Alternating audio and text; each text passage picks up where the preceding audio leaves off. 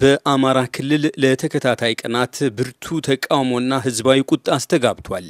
በርካታ አስተያየት ሰጪዎች የብልጽግና ፓርቲ የአማራ ህዝብ ለጥቃት ተጋላጭ በሆነበት ወቅት ልዩ ኃይሉን ትጥቅ አስፈትቶ ለመበተን እየሞከረ ነው ሲሉ አጥብቀው ተቃውሟል። የክልሉ ህዝብ ከህወሓትና ከኦሮሞ ነጻነት ሰራዊት ታጣቂዎች በማናቸውም ጊዜ ሊቃጣ ለሚችል ጥቃት በተጋለጠበት ወቅት የተላለፈው የጥድፊያ ውሳኔ አንዳች ተንኮል ያዘለ ነው ሲሉም ተደምጧል። ብልጽግና ፓርቲ በበኩሉ ጉዳዩ ጥናት የተካሄደበትና አስቀድሞም በክልሎች ኃላፊዎች ዘንድ ለውይይት መቅረቡን ገልጧል። በአማራ ክልል ብርቱ ተቃውሞ ወቅትና ከዚያም ቀደም ብሎ በርካታ የአማራ ተወላጅ ፖለቲከኞችና ጋዜጠኞች ለእስር መዳረጋቸውን በመቃወምም በማህበራዊ መገናኛ አውታሮች አስተያየቶች ተንሸራሽሯል። አብራችሁን ቆዩ።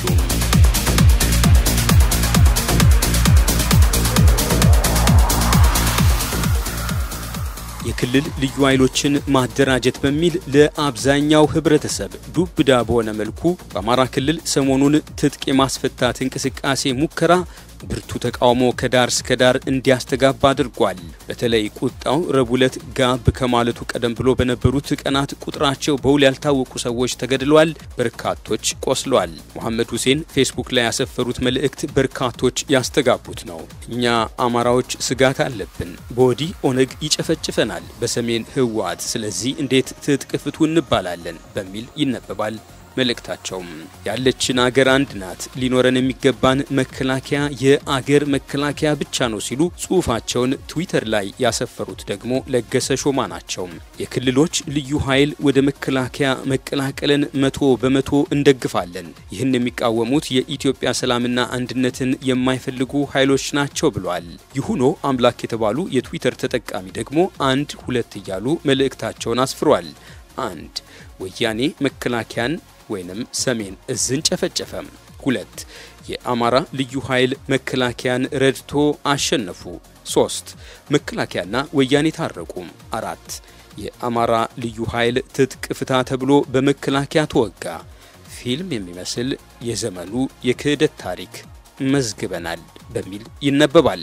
ሰላም ይሻላል መረረን እኮ ሁሉ ጊዜ መገዳደል ያሉት ደግሞ ፋሲል አባይ ናቸው። ፌስቡክ ላይ ባጭሩ ተቃውሞ በአማራ ክልል በበረታበት ወቅት የተለያዩ የመንግስት ኃላፊዎች ውሳኔው ቀደም ብሎ ውይይት የተደረገበት ስለመሆኑ በአጭር ጊዜ ግን ደግሞ በተከታታይ ማስተባበያዎችን አሰምቷል። ማስተባበያዎች ካሰሙ ሰዎች መካከል ናትናኤል መኮንን የተባሉ በርካታ ተከታይ ያላቸው የትዊተር ተጠቃሚ የሶማሌ ክልል ካቢኔ ዛሬ ባደረገው ስብሰባ ልዩ ኃይል አባላትን ወደ ሌሎች የጸጥታ መዋቅሮች እንዲገቡ ለማድረግ የተወሰነው ውሳኔ እቅድ በሙሉ ድምጽ ደግፎታል ሲሉ ሰኞ ዕለት ዘለግ ያለ ጽሁፍ በትዊተር አስፍሯል። በሁሉም ክልሎች እኩል ይተገበራል አልተባለም ይጠይቃሉ ሞላ ታደሰ የተባሉ የትዊተር ተጠቃሚ። ስለዚህ አማራ ክልል ምክር ቤት ሳይወያይ ለምንድን ነው የተቸኮለው አሁንም ይጠይቃሉ። ዛሬ ሲሉ በተደጋጋሚ የጥያቄ መልእክት ጥያቄያቸውን ያንደረደሩት ደግሞ አለሙ በቃ ናቸው። እዛው ትዊተር ላይ አማራ እምቢ ሲል አዲስ ስራ ጀምራችሁ እምቢታችን ትክክል እንደነበር እየመሰከራችሁ ነው፣ ለአማራ ብቻ ነበር ሴራው የተዘጋጀው ብሏል። ሮዚና ንጉሴ የተባሉ የትዊተር ተጠቃሚ የሶማሌ ክልል ፕሬዝዳንት ሙስጠፋ ኡመርን ይፋዊ የትዊተር መልእክት በማያያዝ ጸደቀ በሚል የተላለፈው መልእክት የማምታታት እንደሆነ በእንግሊዘኛ ቋንቋ ገልጧል። የትዊተር መልእክቱ የትኛው ክፍል ያን እንደሚል ግራ ገብቶኛል። ሰዎችን ማምታታትህን አቁም። ሙስጠፋ ኡመር ያቀረቡት መልእክት ይህ ነው በሚል መልእክቱን አያይዟል። በእንግሊዘኛ የቀረበው የክልሉ ፕሬዝዳንት መልእክት ካቢኔው የብሔራዊና ክልላዊ የጸጥታ መዋቅሮች መጣጣምን በተመለከተም ማብራሪያ ተደርጎለታል። የክልሉ ፖሊስን የማዋቀር ትግበራ እቅድንም አጽድቋል ይላል። የተሳሳተ መልእክት አታስተላልፉ። እሱ ያለው ውይይት እንደተደረገበት ነው። የደገፉት ሐሳብ ግን በፖሊስ ሪፎርሙ ላይ ነው ያሉት ጥሩ ሰዓል የተባሉ የትዊተር ተጠቃሚ ናቸው። ሶማሌ ክልል ፊቅ ከተማ ውስጥ የልዩ ኃይል ይደራጅ ከተባለው ውሳኔ ጋር በተያያዘ የተቃውሞ ሰልፍ መካሄዱን አንዳንድ የማህበራዊ መገናኛ አውታር ተጠቃሚዎች ገልጧል። ሳሚ የተባሉ የፌስቡክ ተጠቃሚ በሶማሌ ክልል ኤረር ዞን ፊቅ ከተማ የልዩ ኃይል መፍረስን በመቃወም ህዝቡ አደባባይ ጭሩ የሚችሉት ብቸኛ ነገር እኮ ነው ብሏል። የኢትዮጵያ ሬዲዮና ቴሌቪዥን አልአይን ኒውስን ጨምሮ በተለያዩ የመገናኛ ዘዴዎች ሲሰራ የነበረው እንዲሁም 4 ኪሎ ሚዲያ የተሰኘው የዩቲዩብ መገናኛ ብዙሃን አዘጋጅ ጋዜጠኛ ዳዊት በጋሻውም ባህር ዳር ውስጥ ታስሯል። የዳዊት ባልደረቦችና ጓደኞች እንዳስታወቁት ጋዜጠኛው ከአዲስ አበባ ወደ ባህር ዳር ያቀናው የሚሰራበት ቁሳቁስ በመዘረፉ ለእረፍትና እርዳታ ለማሰባሰብ ነበር። የዳዊትን እስር በተመለከተ 4 ኪሎ ሚዲያ ማንነት ተኮሩ የሚዲያ አፈና ቀጥሏል ሲል ሐሙስ ዕለት ጽፏል። በቅርቡ ዘረፋ የተፈጸመበት የኢትዮ 251 ሚዲያ ላይም ወከባ ስለመቀጠሉ ሐሙስ ዕለት ጋዜጠኛ ሙልጌታ አንበርብር በፌስቡክ ጽፏል። የኢትዮ 251 ሚዲያ ስቱዲዮ በጸጥታ ኃይሎች ተከቧል ሲል ይነበባል ጽሑፉ። መጋቢት 10 ቀን 2015 ዓ.ም ኢትዮ 251 ሚዲያ በመንግስት የጸጥታ ኃይሎች ደማጡ የሆነ ከመጣ ሰነባብቷል። በኢትዮጵያ ፕሬስ ድርጅት በፋና ራዲዮና ቴሌቪዥን እንደዚሁም በሌሎቹ ሚዲያ በመስራት ለሙያው ታማኝ ሆነው ጋዜጠኛ ዳዊት በጋሻውን ጨምሮ አራጋው ሲሳይ፣ ገነት አስማማው፣ ጌትነት አሻግሬ፣ በየነ ወልዴ፣ ቴዎድሮስ አስፋውና መስከረም አበራ ባለፉት ሳምንታት በመንግስት ኃይል በቁጥጥር ስር ያሉ የሚዲያ ባለሙያዎች ናቸው።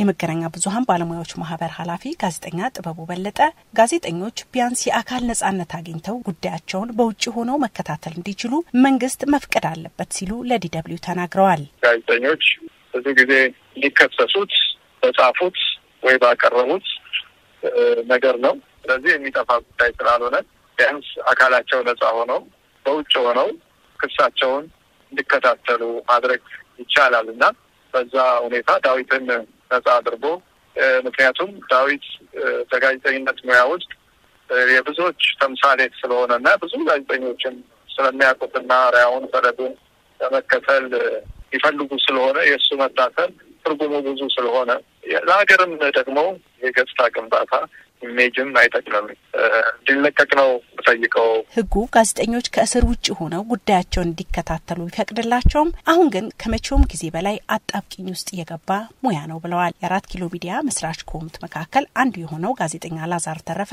የሙያ አጋሩ የሆነውን ጓደኛውን ጋዜጠኛ ዳዊት በጋሻው በመንግስት ኃይሎች እንዴት እንደተያዘ ለዲደብሊው የሚከተለውን ተናግሯል። ዳዊት በጋሻው ሚያዝያ 4 ቀን 2015 ዓ.ም ባህር ዳር በነበረበት ጊዜ በመንግስት የጸጥታ ኃይሎች በተለይም በአንድ ደህንነትና ቀይ ቦኔት ለብሰው በስፍራው ተገኝተው በነበሩ የመከላከያ ሰራዊት አባላት ነው ታፍኖ የተወሰደው።